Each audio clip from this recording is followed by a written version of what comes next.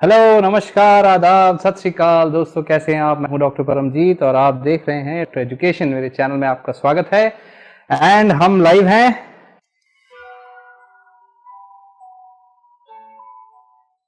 अगर आप भी हेल्थ के बारे में जानना चाहते हैं तो सब्सक्राइब करिए मेरा ये चैनल डॉक्टर एजुकेशन और बेल का आइकन दबाइए ताकि आप आने वाले हर वीडियो का नोटिफिकेशन सबसे पहले पाएं। Low energy after taking a good meal. Low energy है खाने के बाद भी, तो बहुत सारे कारण हो सकते हैं। इंसुलिन रेजिस्टेंस हो सकता है, बहुत ज्यादा खाना खा लिया तो नींद आती है, पैरासिम्पैथेटिक ओवर एक्टिविटी हो सकती है। तो ये सबको होता है। बहुत ज्यादा खाना खाने के बाद नींद क्यों आती है? क्योंकि आपकी पैरासिम्पैथेटिक सिस्टम, पैरासिम्पैथेटिक और सिंपैथेटिक, ये दो मेजर सिस्टम्स हो। सिंपैथेटिक वो जो मसल्स में जाते हैं, एक्सरसाइज के लिए काम होता है। पैरासिम्पैथेटिक वो जो खाना पचाने में काम आता है। खाना पचाने वाला जब सिंपैथेटिक पैरासिम्पैथेटिक सिस्टम एक्टिवेट होता है तो वो सिंपैथेटिक को सुला देता है, तो हाथ पैर हिलाने में मन नहीं करेगा, एक्सरसाइज करने का मन नहीं करेगा, नींद आएगी, क्योंकि वो बोलेगा मुझे काम करना है, मुझे काम करना है। वहां का blood flow, blood vessels dilate हो जाते हैं, ब्लड फ्लो बढ़ जाता है, इसलिए खाना खाने के बाद नींद आती है। Got my point? लेकिन फिर खाना खाने के बाद इमीडिएटली लेट जाओ तो फिर ऊपर आ सकता है, रिगर्जिटेशन हो सकता है। तो बहुत सारे छोटे छोटे कॉन्सेप्ट्स हैं जो आप हमारे रेगुलरली वीडियो सारे देखिए। हर एक छोटी छोटी चीज हर एक वीडियो में बताई गई है, अच्छे होते हैं, देख लीजिएगा। सो ये कारण हो सकता है। ऑलराइट, सो उसके लिए कुछ नहीं करना है। लो एनर्जी, थोड़ा कम कम खाइए, divide your food in 4-5 meals. अगर ऐसा हो रहा है तो सो आप ठीक रहेंगे। और ज्यादा अगर खाना ही है, fruits and vegetables, fruits and vegetables से ये नहीं होता।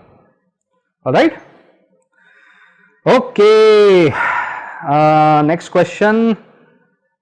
फेस पे पसीना बहुत आता है। सी, किसी किसी को फेस बहुत ज्यादा सेंसिटिव होता है, इसके लिए इतना टेंशन मत लीजिए। That is not a disease, don't have to do anything for that. Okay, then Sat Shri Akal ji, Sat Shri Akal Krishna ji. Urine, next question, urine colour yellow in smell, what indicate? It indicates dehydration, the most common cause.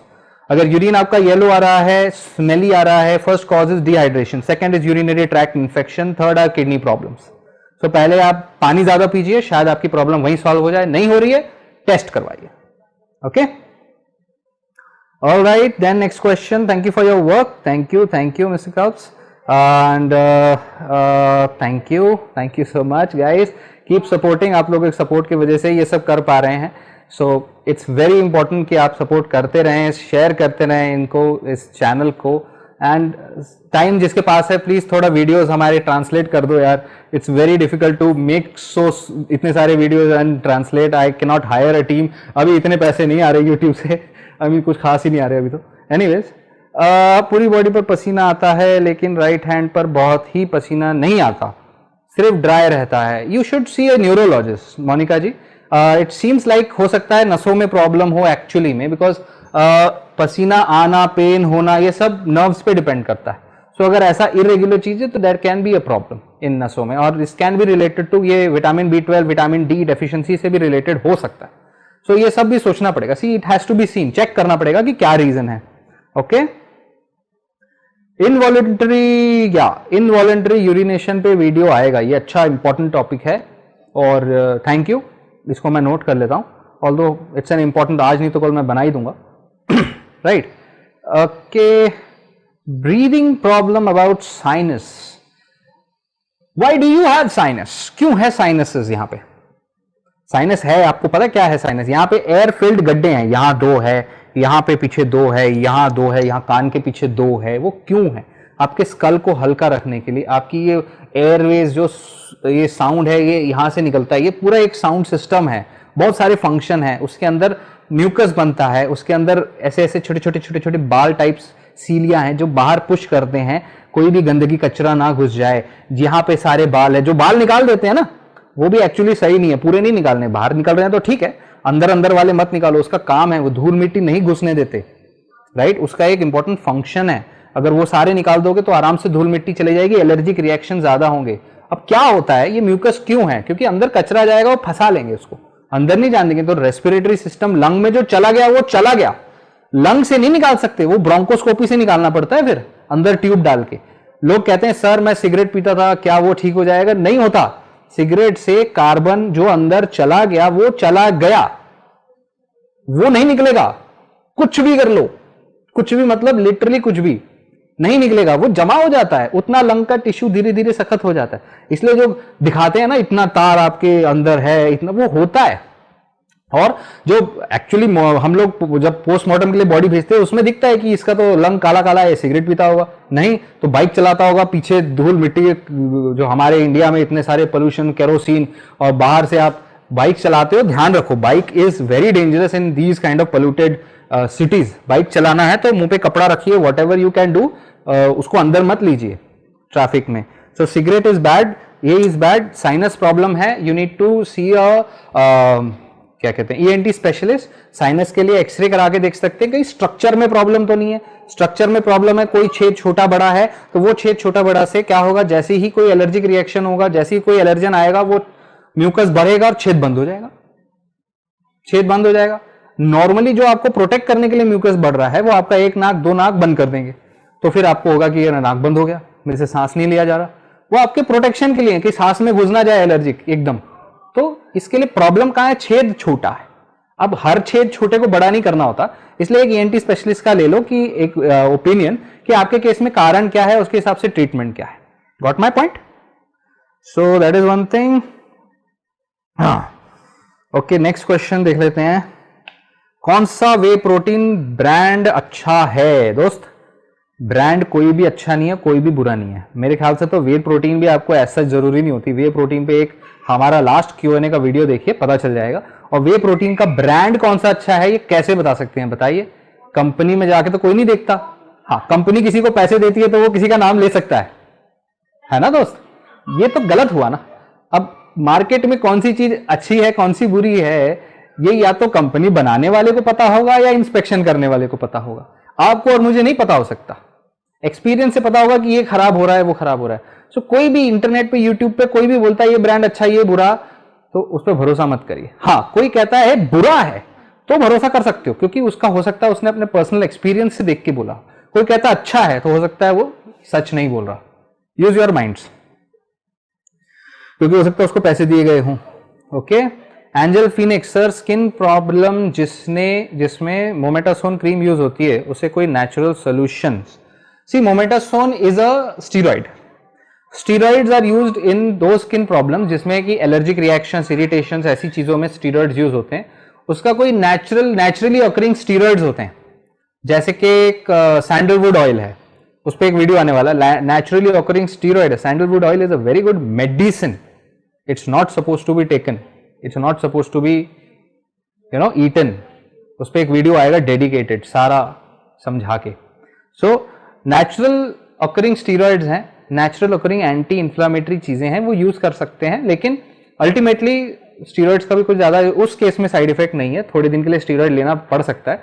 Ideally पता करिए वो infection है, fungal या allergic reaction है। Allergic reaction है तो steroid की जरूरत है, इन्फेक्शन है तो एंटी फंगल की जरूरत है। ऑलराइट, सो डॉक्टर को दिखा लीजिए, यूज दीज डॉक्टर्स, अच्छे होते हैं डॉक्टर्स ना, डर्मेटोलॉजिस्ट अच्छे, मतलब they know what they are doing, so use them. Okay okay, whey protein, जैसे प्रोटीन ज्यादा मिलेगा, मैंने सुना है वे प्रोटीन का टेस्ट अच्छा नहीं है। सी, टेस्ट तो वो आर्टिफिशियल डालते हैं, प्रोटीन का कोई टेस्ट थोड़ी होता है, प्रोटीन का कोई टेस्ट नहीं होता, राइट? प्रोटीन में तो आर्टिफिशियल टेस्ट डाला जाता है, वो तो जिसने जो डाल दिया, ब्लांड टेस्ट होता है, राइट? तो ऐसे तो टेस्ट नहीं बोल सकते। लेडीज की जो फैट नहीं, उन्हें स्नोरिंग का कोई सोल्यूशन, उनको एक बार ईएनटी स्पेशलिस्ट को दिखाना चाहिए। कई दफा जिनको फैट नहीं है उनको स्नोरिंग के लिए इस ही सांस लेने के ऊपरी स्ट्रक्चर में ऑब्स्ट्रक्शन हो जाता है, उस कारण से प्रॉब्लम होता है। तो प्रॉब्लम की जड़ पकड़िए, सोल्यूशन मिलेगा। ईएनटी डॉक्टर के पास जाइए, वो अंदर से देखेंगे, उनके पास इंस्ट्रूमेंट होते हैं, अंदर से देख के फिर बात करिए कि सर क्यों स्नोरिंग होती है, फिर वो बताएंगे कि ये है, उसका क्या सोल्यूशन है, उस पर डिपेंड करेगा। ऑलराइट 2 साल से बहुत क्या निकल रहा है, बहुत थोड़ा, मेरे को 2 साल से थोड़ा बहुत बंद नहीं हो रहा सर। क्या निकल रहा है? एक्ने, सॉरी, एक्ने के पूरा सीरीज है दोस्त, एक्ने की सीरीज देखिए, और उसमें जो क्रीम का मैंने वे बताया है, रूटीन बताइए कि ये शुरू करिए, फिर ये करिए, ये करिए, वैसे जाइए। So do that, right? It's going to be 1 hour, so I am going to close soon, right? मुझे पसीना आ रहा है, right? Okay okay okay, next question ले लेते हैं। यूडी प्लस सेफ है क्या फॉर फैटी लीवर? सी हर बीमारी, हर दवा के साइड इफेक्ट है। यूडी प्लस में वही है यूरोडिऑक्सीकोलिक एसिड जो गॉल ब्लैडर स्टोन्स के लिए दिए जाता है, वो कोलेस्ट्रॉल कम करते हैं, तो लिवर फैटी लिवर में भी थोड़ा काम करता है और फैटी लिवर में ज्यादा चांसेस होते हैं आपको गॉल स्टोन होने के, एक काइंड ऑफ, तो इसलिए वो दिए जाते हैं। सो यस, वो इफेक्टिव है, लेकिन हर चीज सेफ नहीं होती, सबके साइड इफेक्ट हो सकते हैं, लेकिन यूडी प्लस जनरली सेफ होती है, आप ले सकते हो। ओके, लेकिन कोई साइड इफेक्ट हो रहा है 1% में, फिर भी हो सकते हैं, तो हो रहा है तो डॉक्टर से बात करिए। विटामिन B12 की कमी है या नहीं, इसके लिए कौन सा test? B12 level, serum vitamin B12 level check कराइए। ऑलराइट, पैरों में बहुत दर्द होता है, पैरों के दर्द के लिए मैंने रिपोर्ट एक बनाया है, उसके बहुत सारे कारण हैं, अनीमिया से लेके पैरों में क्लॉट तक, खून की कमी से लेके विटामिन B12 डेफिशिएंसी तक, सिर्फ कमजोरी से लेके बीमारी तक, हर कारण हो सकता है। सो एक बार हेल्थ चेकअप कराइए, you need a complete health checkup, एक बार कराइए, उससे पता चलेगा क्या कारण है, उसको ठीक करिए, दर्द कम हो जाएगा। ऑलराइट, के सुनीता जी पूछ लीजिए आपको जो पूछना है। डेक्सोना प्रैक्टिन मेडिसिन के बारे में वीडियो बनाए, साइड इफेक्ट। सी, मैं मेडिसिन पे अभी वीडियो नहीं बनाऊंगा, लेकिन लेटर ऑन मैं बनाऊंगा, अभी नहीं, नॉट येट। अभी मैं पहले आपको बेसिक समझाऊं, क्योंकि देखिए अगर बात आगे की हो रही है कि मेडिसिन का कहां इफेक्ट हो रहा है, तो वो इफेक्ट बताने के लिए मुझे एक एक चीज पूरी समझानी, इट्स वेरी डिफिकल्ट। तो आपको अगर कॉन्सेप्ट समझना है तो आपको बेसिक्स समझना होगा, इसलिए मैं पहले अभी सारे बेसिक टॉपिक्स कवर कर रहा हूं, आगे चल के कॉम्प्लिकेटेड चीजें भी कवर होगी। Okay, alright, okay okay okay. आपने मेरा क्वेश्चन नहीं देखा आपने?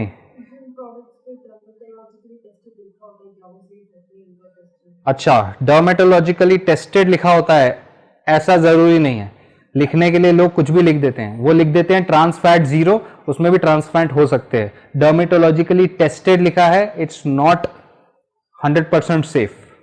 हाँ, you have to use your mind, you have to see reviews, उस प्रोडक्ट के मार्केट में रिव्यूज देखिए, पॉजिटिव रिव्यूज, नेगेटिव रिव्यूज, और रिव्यूज अगर उसी कंपनी ने डाले हैं तो गलत है। अगर मार्केट में आपको 10 गलत रिव्यूज दिख रहे हैं तो वो प्रोडक्ट मत इस्तेमाल करिए, डर्मेटोलॉजिस्ट से बात करिए। अगर डर्मेटोलॉजिकल टेस्टेड है तो डर्मेटोलॉजिस्ट से पूछिए, very simple, right? Okay, alright. I snore loudly while sleeping, snoring का टेस्ट कराइए, ईएनटी स्पेशलिस्ट को दिखा दीजिए दोस्त, बहुत सारे कारण है। स्नोरिंग पे एक वीडियो है हमारा, स्नोरिंग बाय डॉक्टर एजुकेशन डालिए, स्लीप एपनिया वाला वीडियो, उसमें स्लीप एपनिया, स्नोरिंग सब समझाया हुआ है। कई वीडियोज है जो आप नहीं ढूंढ पाते। अपना जो कॉन्सेप्ट है बहुत सिंपल है, टॉपिक का नाम लिखिए, साथ में doctor education, right that topics name, right doctor education, search on YouTube, you will find the video, that's it. ऐसे 4-5 अलग अलग नाम से वही टॉपिक डालिए, उसमें आपको वीडियो मिल जाएगा, राइट? एक बार ये इनका देख लेना। सुनीता जी ने कोई क्वेश्चन पूछा है, कौन सा पूछा है? नीचे, ब्रदर हैज डिस्क प्रॉब्लम और उसका लेग एकदम से स्टिफ पकड़ था। डिस्क प्रॉब्लम है, लेग स्टिफ, तो उस डिस्क प्रॉब्लम है, प्रॉब्लम का मतलब होता है कि आपके रीढ़ की हड्डी में जो हड्डियों के बीच में डिस्क है वो स्लिप हो गई है और बाहर जाके किसी नस को दबा रही है। नस को अगर वो बहुत ज्यादा दबा देगी तो क्या होगा, नस के अंदर से सेंसेशंस नहीं जाएगी, आगे सेंसेशन पैर में जा रही है, तो सुन पने से लेके पैर में लकवा भी हो सकता है। तो वो प्रॉब्लम ठीक करिए, डिस्क का प्रेशर हटाइए, ठीक हो जाएगा। Spine surgeon, orthopaedic doctor, orthopaedic surgeon, उससे बात करिए। एमआरआई कराइए, पुराना एमआरआई, नया एमआरआई चेक होगा, रिव्यू होगा, कितना प्रेशर बढ़ गया है, उसी से ठीक होगा, दवाई से नहीं ठीक होने वाला। मैकेनिकल प्रॉब्लम है, वो दवा से नहीं ठीक होने वाला। ओके, जैसे आपके घर का मेन डोर टूट गया है तो आप वहां पे कितनी भी नींबू मिर्ची लटकाओ, चोरी होनी है तो होनी है। सो मेन डोर ठीक करिए, मैकेनिकल प्रॉब्लम है, वहां दरवाजा लगाना पड़ेगा, वैसी दवा से काम नहीं होगा, ठीक है? ओके, आ गया लगता है इनका क्वेश्चन। अच्छा, यार आंसर, ओके, चलो गुड। सुनीता जी आपका क्वेश्चन पूजा देगी, my wife, right? Retinitis has been done, oily dandruff shampoo बताइए। See, it's very tricky. इसमें क्या होता है, कीटोकानाजोल के शैम्पूज आते हैं जिसमें दवाई होती है, तो वो यूज करने होते हैं और ये डैंड्रफ के लेवल पे आता है। I will make a video on this, just wait for that few days, alright? 1 week 2 weeks में आ जाएगा, क्योंकि कॉन्सेप्ट पूरा समझना जरूरी है। इट्स नॉट जस्ट कि एक चीज यूज करेंगे तो हो जाएगा। ओके